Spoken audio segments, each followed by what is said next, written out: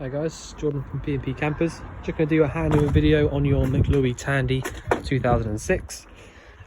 So if we start under the bonnet, got your engine battery over here on the left hand side, your brake fluid attached to the little servo down the back, power steering fluid sits at the front in this reservoir, your engine oil will sort of, you can top that up or fill it up from in there, and then you check it from this dipstick down the front.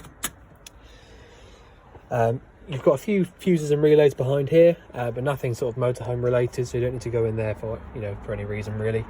Engine coolant sits in here, and you can see there it's in the right position between min and max. Obviously don't open this up unless you have the vehicle cold. Don't open it up as soon as it's running or if it's hot.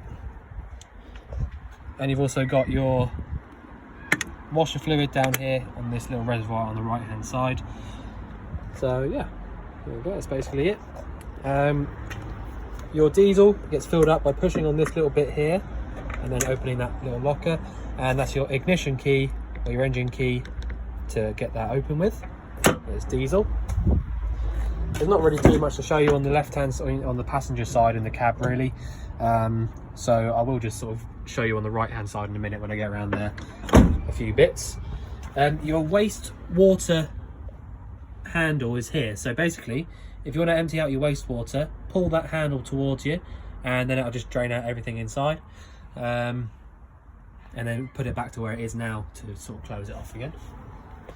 If you ever notice this sort of bit here that looks a little bit ugly, that is just because it's the bedding, it's the original bedding sealant between the bottom of the van and that little bit there, so I'd leave that alone if I was you, just to stop any sort of leaks or damp coming in. The reason it looks like that is because they've just sort of left it how it is and have made a really good strong bond.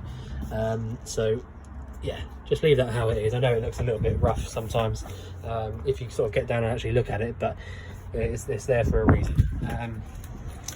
Right, so above that, I'll just grab your keys out of my pocket. You've got your freshwater inlet, which is this silver key here. So pop that in there, turn the key, and then just pull straight out. That takes the actual cap off. Pop that back in again, so literally straight back on the way it came out, and then just turn the key. That's it, that won't come off. All right, so that's the freshwater inlet. Your actual gas locker, so your LPG locker, is this one here with the sticker on the front of it. I had to replace the sticker on the hab check because it was a bit old and knackered. But, so you've got a single 6 kilogram, I don't know why I said that like that, but 6 kilo propane bottle in here.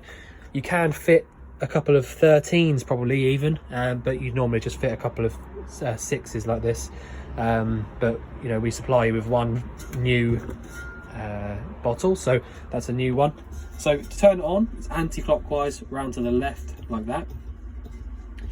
And just for like a bit of a general rule, until you sort of get used to it, if you turn it all the way on like that until you get to a little bit of pressure, you don't keep going too far, but you get a little bit of pressure like that.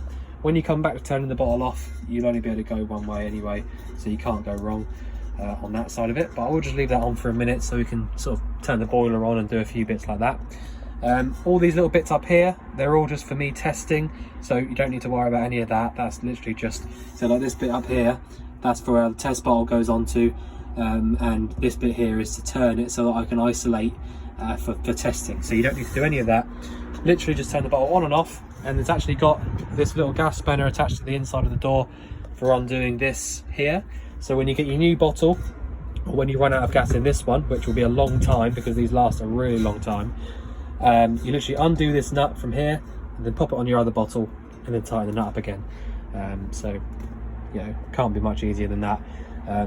Make sure that you don't fill your gas locker up with things, because you've got these 3 dropout holes here, and if they're covered up with stuff, 1, it won't pass a hab check, and 2, you need to make sure that you don't cover them up, because gas is heavier than air, and if there is a gas leak in here at any point, there isn't at the moment obviously, but if there was, then the gas needs to be able to escape out the bottom of the locker, not at the top or anything like that.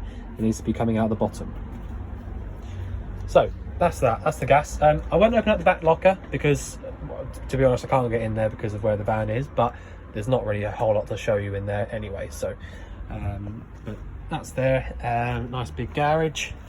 So if I go around the other side now,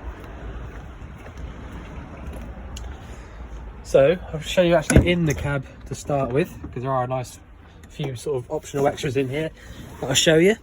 So you've got a 5-speed manual gearbox, where reverse is lift up on the button at the back, over and up to the top left. Hazard lights in the middle,